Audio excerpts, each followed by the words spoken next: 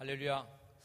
네, 명절을 맞아서 가족들과의 따뜻한 시간을 보내시다가 주일 예배를 드리기 위해 하나님 앞에 나오신 여러분 모두를 사랑하고 축복합니다.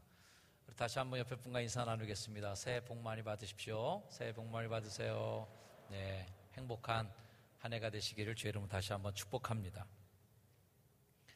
유산이라는 말, 여러분들 다 좋아하는 말이라 생각합니다. 유산, 참 좋은 단어인데요, 이 단어가 요즘에는 조금 부정적인 의미가 더 많이 강해졌습니다. 그래서 유산 그러면은 왠지 분쟁, 형제의 난 이런 거 생각나고요, 부정축제, 그리고 재산 빼돌리기, 여러 가지 안 좋은 그 이미지들이 유산이라는 말에 많이 포함이 되게 되었습니다. 유산이라고 하는 말에는 원래 두 가지 의미가 들어있는데요, 첫째는 죽은 사람이 남겨놓은 재산, 두 번째 의미는 앞세대가 물려준 사물이나 또는 문화.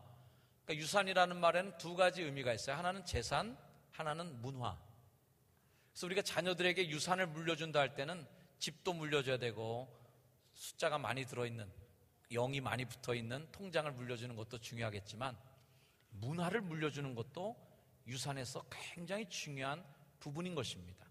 가풍, 그 집의 문화, 그 집안 분위기를 물려주는 것이 유산 속에 굉장히 중요한 부분임에도 불구하고, 요즘에는 1번이 중요하겠어요? 2번이 중요하겠어요? 1번이 좀 중요합니다. 1번이 좀 중요한 것 같아요. 저도 솔직히 부모에게 유산 물려받은 거 기분 나빠할 분은 아무도 없을 것입니다. 부모님에게 유산을 많이 물려받으면 남들보다 조금은 더 인생의 스타트 라인이 앞에서부터 시작하겠죠. 좀 더 빨리 달릴 수 있으리라고 생각합니다. 저희 집에도 유산이 굉장히 많습니다. 그래서 아주 굉장히 큰 유산을 제가 물려받았는데, 가장 큰 유산은 신앙의 유산을 물려받았습니다. 오늘 저희 어머니도 이 자리에 와서 함께 예배 드리고 계십니다. 어머니가 저희에게 또 아버님 먼저 목회하시다 먼저 돌아가셨지만, 어머니로부터 시작되는 가정의 그 믿음에 어떻게 유산이 되었는가 하면, 저희 부모님 목회하셨던 목사님이셨고요, 저희 외삼촌 목사님이십니다.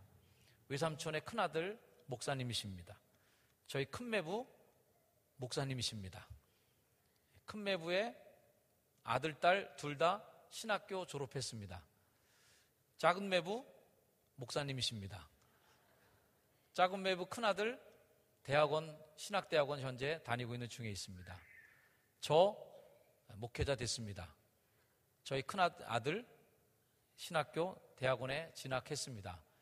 그래서 온 집안이 열애 없이 모두 목회자 가정이 되었어요. 이 은혜가 부모님께서 저희들에게 물려주신 가장 큰 신앙의 유산이 아닐까 이런 생각합니다. 할렐루야. 우리 가족이 믿음의 유산을 이어받은 것이 가장 기쁘고 행복한 유산인데요, 제가 축복 기도할 때마다 성도들의 가정에 자녀들에게 안수할 때마다 자주 하는 기도가 있습니다.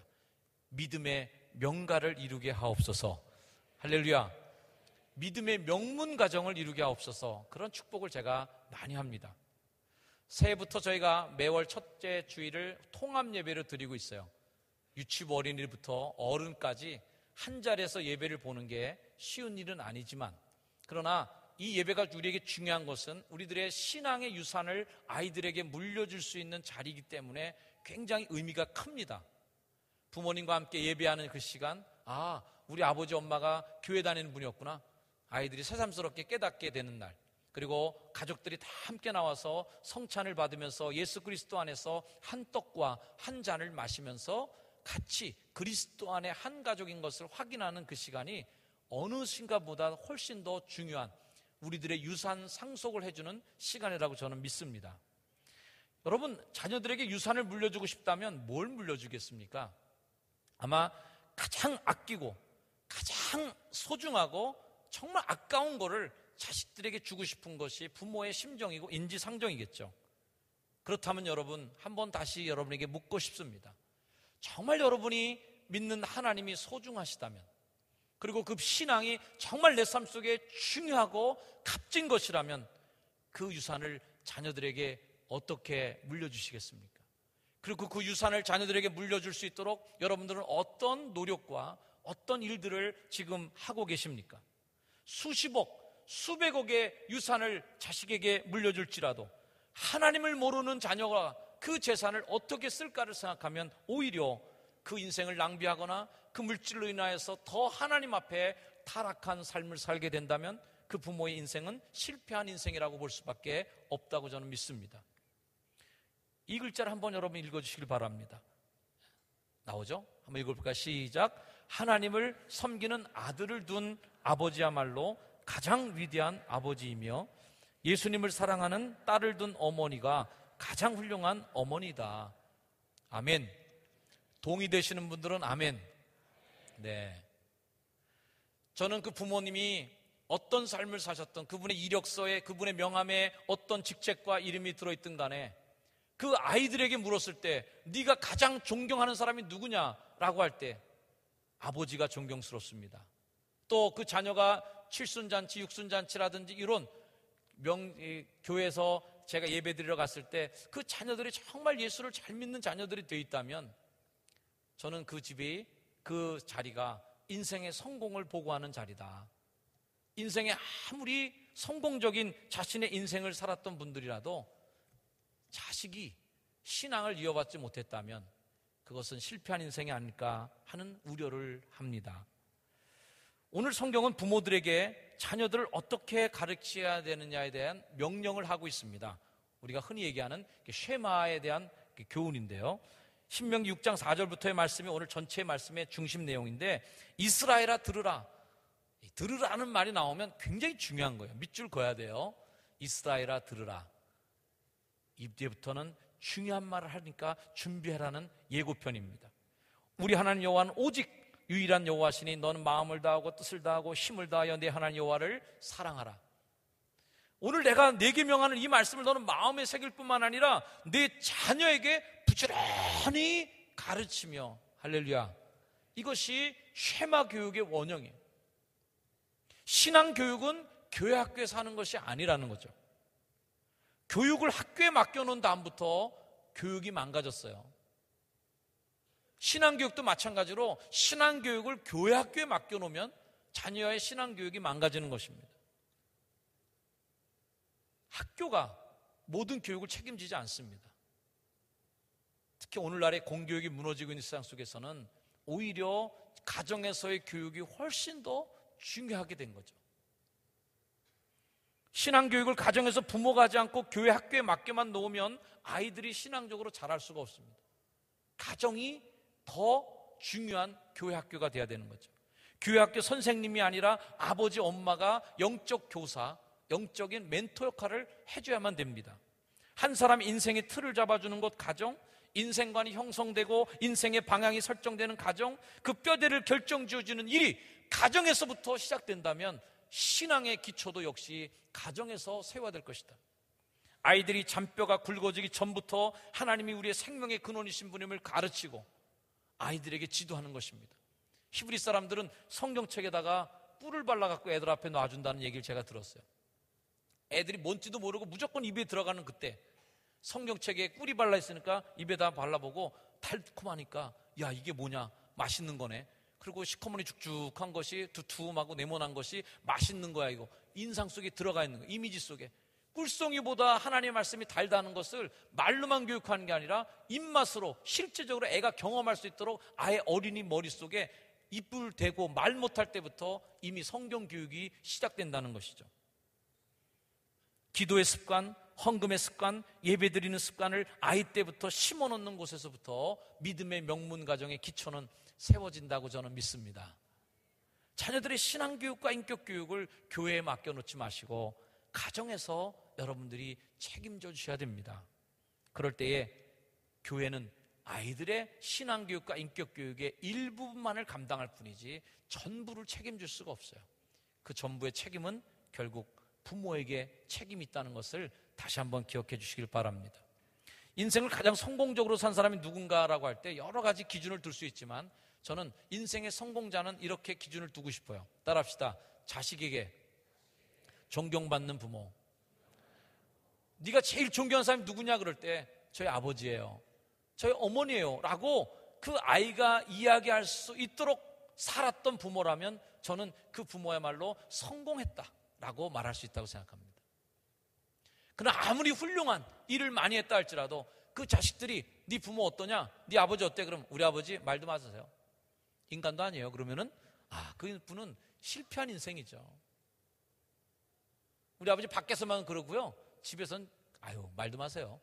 이렇게 되면 그 인생은 아무리 바깥에서 성공했어도 실패한 인생입니다. 부모를 미워하는 자녀들이 많이 있다고 합니다. 미워하다 못해 증오하는 자녀들도 있습니다. 가장 사랑의 품을 느끼고 부모로부터 존중받고 또 부모를 존경하는 아이가 되어야 되는데 그렇지 못한 아이들이 나온다는 거죠. 그럴 때 그 아이는 어떤 인생을 살아가느냐면 자신의 인생을 함부로 사용합니다.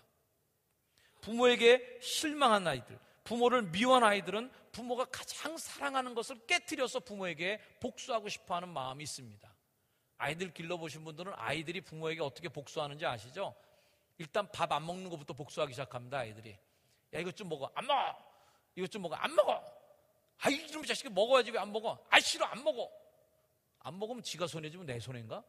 근데 아이들은 알죠. 내가 안 먹으면 엄마 아빠가 더 아파한다는 걸 애가 알아요. 그래서 엄마를 고문하는 일은 내가 안 먹는 거야. 내가 안 먹고 비실비실하면 엄마가 더 마음이 아플 걸 얘가 알아요. 자, 부모에게 아이들이 어떻게 복수하는지 보십시오. 그 정도 안 먹는 걸로 거는 재롱이고 애교로 봐줄 수 있어요. 그런데 이 아이들이 정말 그 부모를 미워하게 되면요, 부모가 가장 사랑하는 것을 깨트리고 싶어 합니다. 아이들은 알아요. 부모가 가장 사랑하는 것이 바로 나라는 것을. 내 인생을 깨트려 버립니다. 내 인생을 망가뜨려 버림으로 부모에게 복수합니다. 부모가 가슴을 치고 아프게 만들어요. 그러나 결국 진짜 손해는 누가 나는 걸까요? 자신의 삶이 망가지는 것입니다. 아이들은 자기가 좋아하고 존경하고 사랑하는 대상에게 실망시키지 않고 싶어하는 마음이 누구나 다 있어요. 너무 좋아하는, 너무 사랑하는 대상이 있으면 그 사람한테는 절대 실망을 끼치지 말아야 되겠구나 하는 마음을 먹게 돼 있어요. 그러니 아이들에게 잘하라고 얘기하기보다는 부모가 자신을 너무 사랑한다는 것을 알게 해주고 또 그 부모님이 존경받아야 됩니다. 내가 존경하는 분을 실망시킬 수 없어. 여러분, 아이들이 집 문 앞에만 딱 나가면 여러분 어떻게 아이를 컨트롤하겠습니까? 어떻게 감시하겠습니까? 어떻게 그 아이 뒤를 따라다니면서 무엇이든지 뭐 하는지 일거수일투족을 감시할 수 있겠어요? 못합니다. 그 아이 스스로가 부모님에게 실망시키지 않는 자녀가 될 수 있도록, 내가 부모님이 기대하는 바대로 실망시킬 수 없다라고 하는 나 스스로를 지키는 마음이 있지 않고서는 감시하고 윽박지르고 야단치고 혼쭐 내는 것만으로는 절대 그 아이들을 우리가 컨트롤할 수가 없어요. 그러므로 부모 자신이 아이들을 다그치기보다는 자녀들에게 존경받는 부모가 된다면, 내가 그렇게 존경하고 내가 그렇게 사랑하는 부모님에게 실망시킬 수 없어 라고 하는 그런 마음으로 살아가게 되는 귀한 자녀가 될 줄로 믿습니다.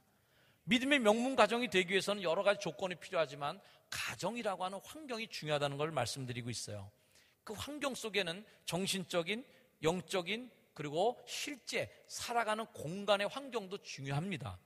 자, 오늘 신명기 6장 7절부터의 말씀, 이렇게 환경에 대해서 얘기하고 있어요. 네 자녀에게 부지런히 가르치며 집에 앉았을 때든지 길 갈 때든지 누워있을 때든지 일어날 때든지 이 말씀을 강론해야 된다. 또 그것을 손목에 메어서 기호로 삼고 미간에 붙여서 표로 삼고 문설주에다 붙이고 바깥문에다가도 대문짝만하게 붙여갖고 말씀, 하나님의 계명이 머릿속에 쏙쏙 들어올 수 있도록 그것을 잘 해달라는 환경을 만들어달라는 거예요. 집안의 거실에 성화 정도 하나는 딱 좀 붙여 놓으시길 바랍니다. 집안에 그래도 거실 딱 중앙에 십자가 정도 하나는 붙여 놓으시길 바라요. 그래서 우리 집이 예수 믿는 가정이구나, 우리 부모님이 교회 다니는 분이구나, 우리 믿음의 가정이 정말 하나님을 믿는 가정이라는 것을 집에서부터 확인해야 되는 것이죠. 신앙의 가정에 신방을 가서도 기독교 용품이 하나도 없는 집이 있습니다. 아이들이 뭐를 보고 배울까 걱정이 됩니다. 더 나아가서는 집에 가장 좋은 위치에 가장 가장 좋은 그런 그 장식장에 이렇게 약간 야릇한 병에 놀이끼리한 물이 들어있는 병을 전시하신 분 댁이 있어요. 그것을 신주 딴지지 모시듯이 말이죠. 소중하게 전시를 해놓고 늘 바라보게 만들고 늘 경외하게 만들고 늘 존경하는 마음으로 바라보도록 만들어 보내시는 계시죠. 아이들이 뭐 보고 자랄까요? 난 언젠가 저 병에 있는 물을 다 마셔버리고 말 거야. 난 언젠가 저거를 다 깨트려 먹고 말 거야. 그렇게 아빠가 소중히 여기는 저 물건, 아빠가 저렇게 귀하게 여기서 장식장에다 놓고 그렇게 숭배하는 저 물건을 나는 너무너무 사랑하고 말 거야. 아이들이 그렇게 여기지 않겠습니까? 그 아이들이 커서 뭐가 될까요? 술주정뱅이가 되겠죠. 뭐 가정에서 아이들 보는 앞에서 명절 때에도 도박하지 마시길 바랍니다. 아이들에게 뭘 배우게 될까요? 나는 커서 돈을 많이 벌 거야. 도박해서 정선으로 달려가는 겁니다. 폐인된 분들 그렇게 많다네, 그 동네에. 여러분, 모범이 되는 거죠. 환경이 중요하다. 아마 가정에서 오늘 아침에도 예배를 드리고 오신지 모르겠지만 이 설날 아침에 가정에서 모여서 예배하고 기도하고 오신 분이라면 그 아이들에게 얼마나 큰 교육이 됐을까요? 야, 우리 집은 예수 믿는 집이구나. 우리 집은 하나님을 경외하는 가정이구나. 그러면서 신앙을 배우는 것이죠. 한 아빠가 아들과 함께 낚시를 갔다 온 후에 아버지가 일기장에다 이렇게 썼습니다. 나는 오늘 아들과 함께 낚시를 갔다. 하루를 낭비해버리고 말았다. 아빠들 입장에서는 아이하고 같이 낚시질 간 게 이거 그 일이 막 산더미처럼 밀리는데 어떻게 할까, 이거 큰일 났다. 같은 날 아들의 일기장에 이렇게 쓰여 있었습니다. 나는 오늘 아빠와 함께 낚시를 갔다. 내 인생 최고의 날이었다. 모든 아이들에게 아빠는 영웅이고 엄마는 전지전능하신 분입니다. 바쁘지만 아이들에게 시간을 같이 보내주고 추억을 만들어줘야 될 이유가 거기 있는 것이죠. 아이들은 아빠를 통해 하나님의 공의를 배우고 엄마를 통해 하나님의 자비하심과 사랑을 배우는 것입니다. 그러면서 가정에서 균형 잡힌 신앙의 기준을 갖는 거예요. 가정이 최고의 신앙교육의 장인 것입니다. 메가더 장군의 아들을 위한 기도문은 굉장히 유명한 기도문이라 여러분도 한번 다 들어보신 기도문이라고 생각합니다. 이런 기도문이에요. 하나님, 제 아들을 위한 기도입니다. 자신이 약하다는 사실을 인정할 수 있을 만큼 강한 아들이 되게 하여 주옵소서. 정직한 실패를 부끄럽게 여기지 않고 승리 속에 겸손하고 온유한 아들이 되게 해 주시옵소서. 이것이 제가 가장 좋아하는 구절인데, 쉽고 편안한 길로만 인도하지 마시고 인생의 어려움과 도전의 길로 강하게 인도하셔서 인생의 폭풍 속에서도 강하게 일어서며 주위에 실패하는 사람들을 도울 수 있는 아들이 되게 해 주시옵소서. 저희 아들도 이제 목회자가 될 것이기 때문에 이 아이에게 전 더 많은 실패가 있기를 기대하고 있어요. 더 많은 아픔들이 있기를 바라고 있습니다. 왜? 그래야만 이 아이가 약자들을 이해하고 어려운 이들을 이해할 수 있는 아이가 될 수 있기 때문에 그렇습니다. 제가 처음 성남의 판자촌으로 목회를 나가기로 결정하고 부모님께 말씀을 드렸었습니다. 제 아버님이 좀 서운했었던 것 같아요. 제 아버님은 제가 좀 더 아파트가 많은 동네에 가서 개척했으면 좋겠다고, 더 사람들이 많은 곳에 좀 더 풍요롭고 목회의 앞날이 좀 확 열린 그런 동네에 가서 목회했으면 좋겠다는 기대를 하셨습니다. 그 당시에 막 이 부천의 중동 이런 신도시가 막 생길 때였어요. 그래서 아버지랑 같이 차 타고 와서 이 동네도 와서 구경도 다 하고 보고 가기도 하고 그랬었습니다.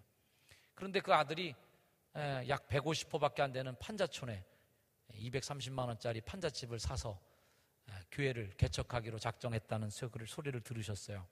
그래서 굉장히 서운해하셨습니다. 그래서 말리시고 그랬었어요. 그때 제가 아버지에게 드렸던 그런 말이 기억납니다. 아버지가 그렇게 저를 만드셨어요. 이놈의 자식아, 너 왜 그리로 가려고 그러냐? 아빠 말 안 듣고. 아버지가 저를 그렇게 만드셨잖아요.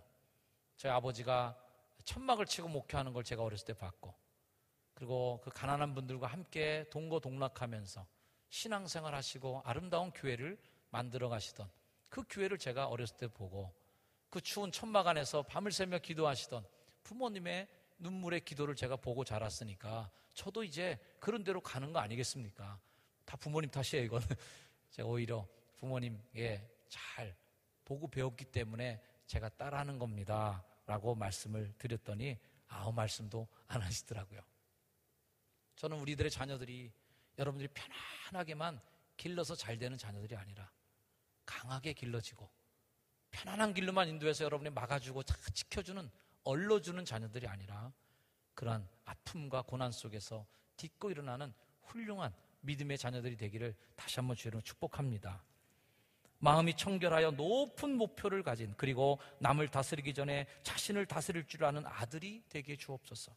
웃을 줄 알며 또한 우는 법을 잊지 않는, 그리고 미래를 지향하면서도 과거를 잊지 않는 아들이 되게 해주시옵소서. 겸손한, 그래서 참된 위대함을 알며 참된 지혜를 향해 마음이 열려 있으며 온유함으로 강한, 참된 강함을 소유하는 아들이 되게 해주시옵소서. 딸만 있는 집에서는 이 기도문을 서운해하게 여기지 않길 바랍니다. 딸로 생각해서 잘 들어주세요. 자녀들에게도 권면하고 싶은 것이 있어요.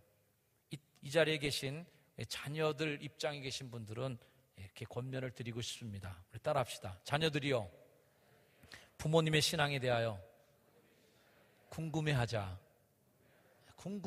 바랍니다. 저는 우리 교회 나이 들어가는 권사님, 또 이렇게 원로가 되어 가시고 연세가 들어가시는 장로님들을 뵐 때 참 안타까운 마음이 많이 있습니다. 저분들의 신앙을 젊은 아이들이, 그 뒤에 아이들이 뭐 이제 잘 배울까? 앞으로 우리 교회 이런 권사님들이 또 있을까? 이렇게 순종하시고 교회를 정말 내 집처럼 사랑하는 그런 장로님들을 우리 교회가 또 만날 수 있을까?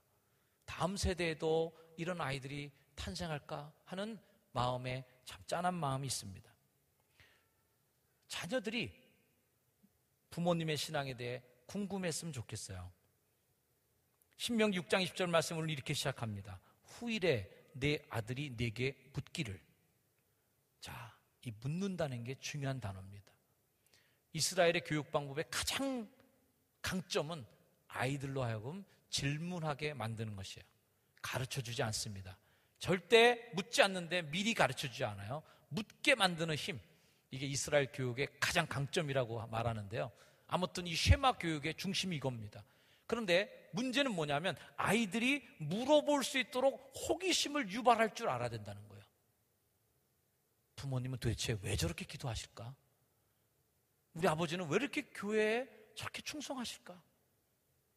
뻔히 이렇게 하면 편한데 왜 우리 부모님들은 성경 말씀 지키겠다고 저렇게 무식하게 안 좋은 길을 저렇게 걸으려고 애를 쓰실까?